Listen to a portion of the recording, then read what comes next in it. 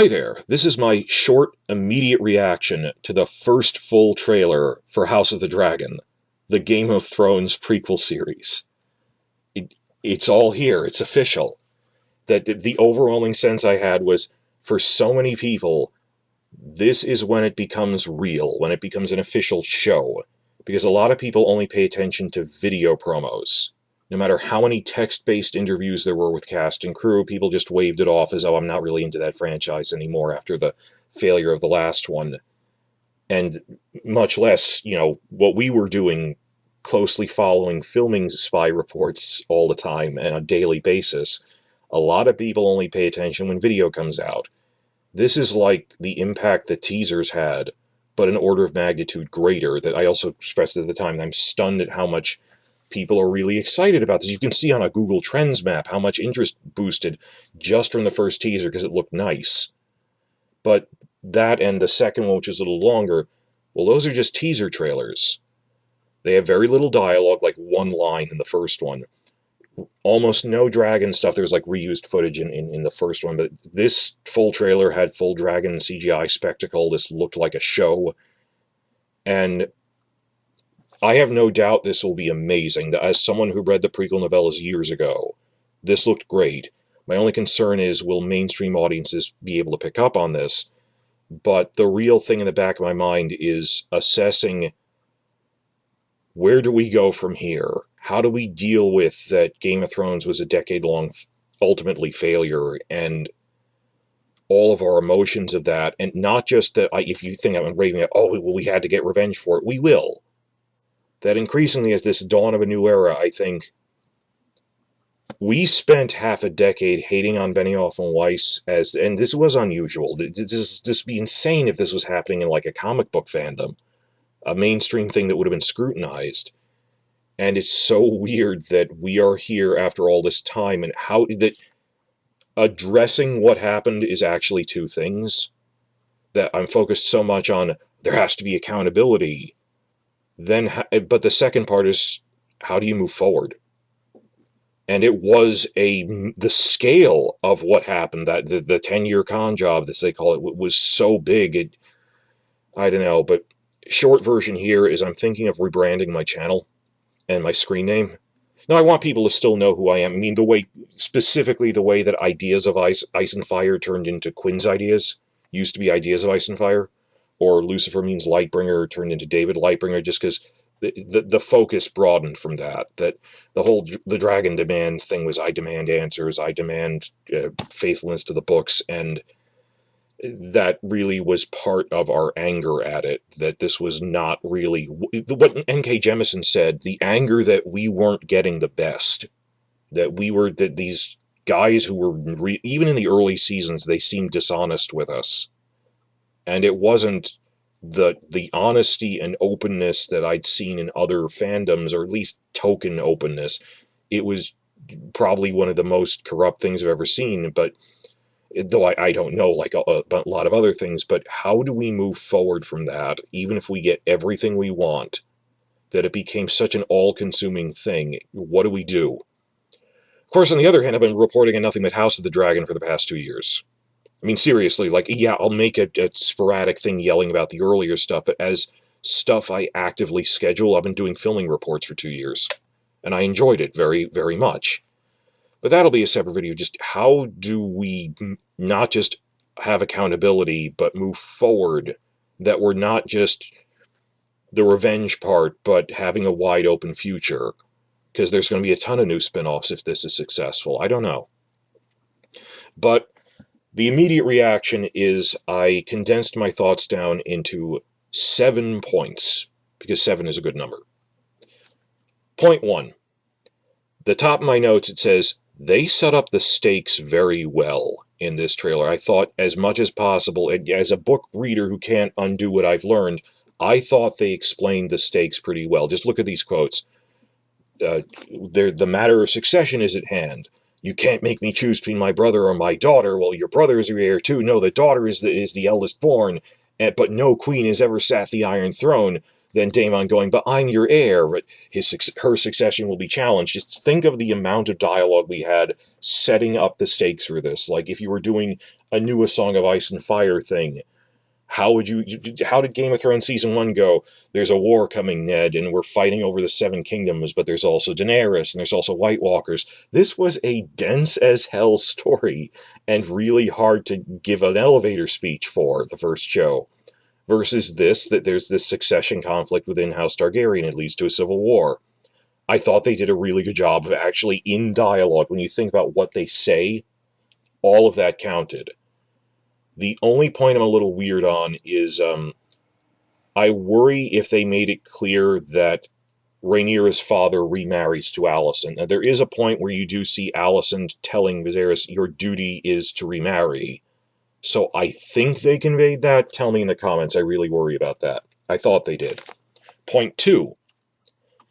I really wanted this. I'm really happy.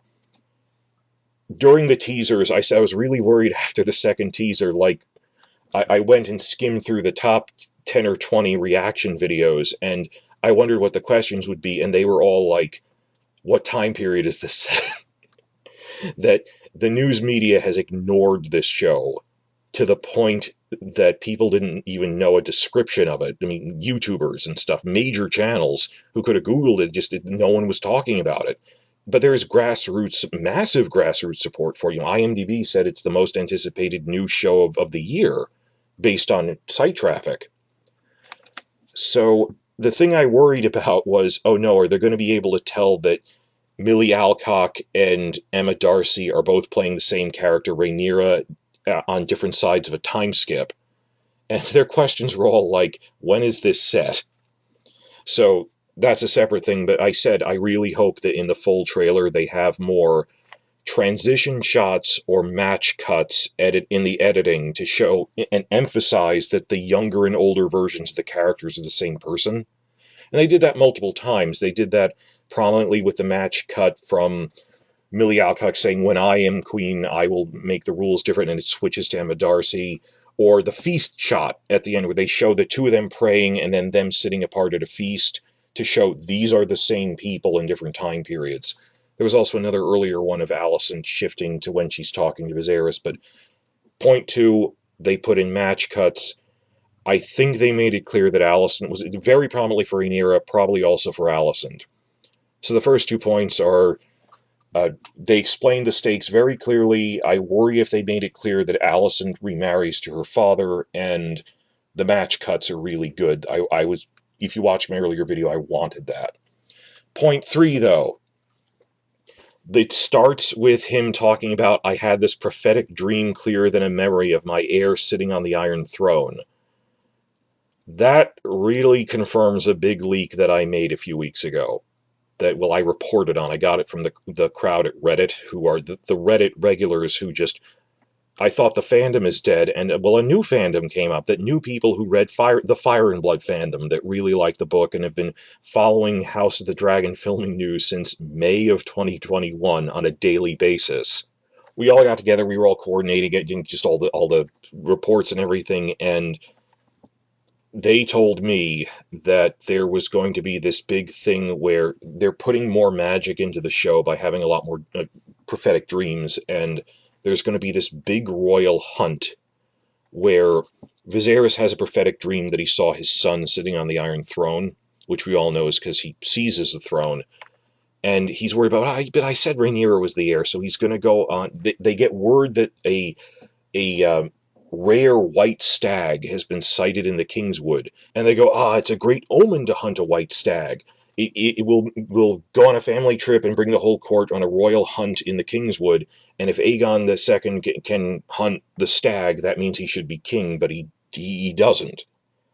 And we see these shots of them like riding through the woods as if they're hunting, and Viserys talking about, I have had a prophetic dream. This is very close to what the leak I posted was. I'm going to link to it at the end of this. So that's point 3 of just, wow, this is really close to that.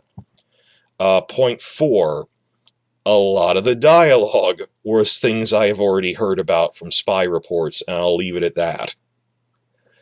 Point 5, cinematography. And this is short, it's just, There wasn't a lot of camera motion on Game of Thrones, and that became a thing, and I did a whole report on this, that because Benioff and Weiss had never worked in television, they didn't know how cinematography worked, and they thought the whole thing was tight close-ups on the lead actors' faces to show off how them emoting. And this was to the point that even the HBO executives yelled at them. It's one of the reasons the pilot failed. It's weird opening up their book and reading there were no wide shots in it, that you could have filmed it in a parking lot because the camera was pointed at the faces so much that it wasn't adequately filming all of the multi-million-dollar sets they built. And it's not my opinion, it's the opinion of the head of HBO at the time that this was a problem. And there were other points, it posted clips of them going in commentaries. They were trying to make static shots on top of that thing where he praises that Cersei's face is so stationary and motionless, and it's just a close-up of her face. And it's from when she's talking to High Sparrow in the season 5 finale. He's going, it's just the faces, no motion, no dialogue. And I now fully understand what you were trying to do with this show. Or other things were like at the Tarly family dinner in season 6, he actually told the directors that there were points when like actors would get up, move around, and the camera would follow them as they're walking and talking. He told them not to do that. He said, no, it's supposed to be focused on their faces, that motion would distract from that. It's also why they kept trying to do one-er shots. Because if you think about long one-er shots where the character is still center of the frame, the camera is focused on Tyrion's face even as he's walking around, it isn't actually motion relative to his face, so our attention doesn't go. That they were really put the actors' faces prominently in it. I should have seen this coming when in season 2 all the posters were just the heads, or like after season 4 with the Faceless Men, when it was just the faces and not like landscapes or like wide shots of characters leading armies. It was faces really turned into the show, and that's what they were always trying to do. And so it became a thing on my channel that how weird will it be when different people are in charge that there will be a different visual language for this? For Sapochnik himself, he said, I would try to add in camera motion. They told me not to do. That he's not limited to that now. But you saw like sweeping shots of people riding through the forest, of the camera moving down from a balcony, of moving through the city. And it wasn't just all the actors' faces in this, like you think it would be. There were establishing shots of that, but they were walking around and moving in the throne room. You know, you probably can't tell this from just the trailer, because a trailer would show off a lot of motion and stuff. Things looked like they were moving around in Game of Thrones trailers when they actually weren't in the full season. But at least from the trailer, and it's not like the dragon scene, but just the way that like the small council thing is shot, or Rhaenyra talking to Daemon is shot, it looked like things were moving more and like they weren't all nothing but close-ups. To me, at least. I could be wrong. It could be sample bias. But point 5, wow, the cinematography looks like actual cinematography for once. After, like nothing but no dialogue, just Peter Dinklage's face on these one-er shots, which you saw in season 8. Remark on this in the comments. Rounding out the list, and I'm trying to get this under 15 minutes. Point 6, this is our first really good look at the dragon designs. We got looks at them from merchandise before this, and this is just Syrax and Caraxes we're seeing for the most part. And yeah, they look like individuals that you can tell apart. They're not carbon copies of each other, like they just recopied the Daenerys dragons 3 times over. That Syrax has really long horns that are swept straight back, whereas Caraxes, it looks like that whole Jem'Hadar look, that he looks like he's got these rows of menacing horns around the corners of his chin and his jaw. And on top of that, he has a disproportionately much longer neck, whereas Syrax is sturdier. That you can recognize that these are 2 different dragons in this. That I wonder how mainstream people will think of that. It's the mainstream people of when they see like the really prominent long shot of Caraxes, will they go, they've redesigned the dragons, and well, they don't all look like Caraxes, that they look like individuals. They redesigned all of them.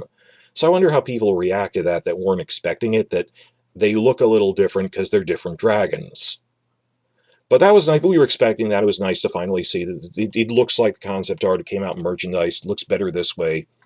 And point 7 is just, I wrote this down as things GRRM fans would smile at, things Martin's fans would smile at, like the helmets thing he has of, no, people, they go, you have to show off their faces in a thing, and not in a lot of shows that he said, no, people wear helmets when they're at war, otherwise they get hurt, that like when Daemon is fighting, he's wearing a helmet. When Corlys is fighting, he's wearing a helmet. That's what people do. We'll see if they stick with that. That the high towers wear a lot of seven-pointed star pendants because, they're where the faith is based in this time period. And I love that shot where they imitate that famous artwork from the book Fire and Blood of Rhaenyra and Alicent giving each other side-eye at a feast. It's not like one for the shot, but it looks very similar to it. It's imitating it.